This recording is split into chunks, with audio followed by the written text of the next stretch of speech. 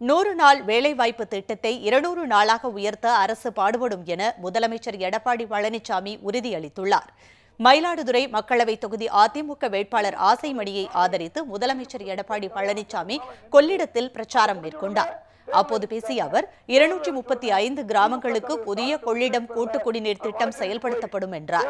மேலும் தமிழ்நாடு முழுவதும் தடுப்பணை கட்ட 1000 கோடி ரூபாய் செலவில் தமிழ்நாடு ஓய்வு பெற்ற தலைமை பொறியாளர்களை கொண்ட குழு அமைக்கப்பட்டு திட்டம் செயல்படுத்தப்படும் என்றும் முதலமைச்சர் தெரிவித்தார். தொடர்ந்து எல்லா பகுதியிலும் ஒரு சொட்டு நீர் கூட வீணாகாமல் அத்தனை நீரும் விவசாயம் பயன்படுத்தக்கூடிய சூழலை உருவாக்கி நிச்சயம். அதே போல இன்னைக்கு விவசாயிகளுக்கு இடுபொருள் வேளாண்மை எல்லாமே கொடுத்துக்கிட்டு இருக்கிறோம். அதோட நம்முடைய தைப்பொங்கல் என்று எல்லா விவசாயிகளுக்கும் எல்லா குடும்பத்துக்குமே இன்னைக்கு தைப்பொங்கல் பரிசா 1000 ரூபாய் பொங்கல் பரிசு வழங்கிய அரசு அம்மாவுடைய அரசு.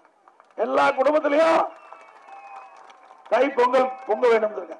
அதே போல விவசாய தொழிலாளி எல்லா தொழிலாளிக்குமே ஏழை குடும்ப தொழிலாளிக்கு 2000 ரூபாய் வழங்கப்படும் என்ற அறிவிப்பு கொடுத்து திட்டத்தை தூக்கியாச்சு.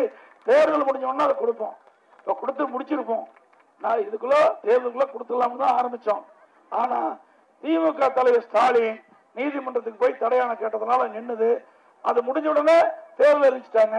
தேர்தல் அறிவிச்ச உடனே திமுக தலைவர் ஸ்டாலின் உத்தரவின் பேர்ல அவர் வழக்கறிஞர் போய் தேர்தல் ஆணையத்துக்கு போய் புகார் கொடுத்துட்டார். 2000 ரூபாய் கொடுக்க கூடாது, தேர்தல் முடிஞ்சுதான் கொடுக்கணும். அதனால இப்ப நிறுத்தி வச்சிருக்கிறாங்க. தேர்தல் முடிஞ்ச உடனே எல்லா தொழிலாளிக்கும் 2000 ரூபாய் கொடுக்கப்படும்.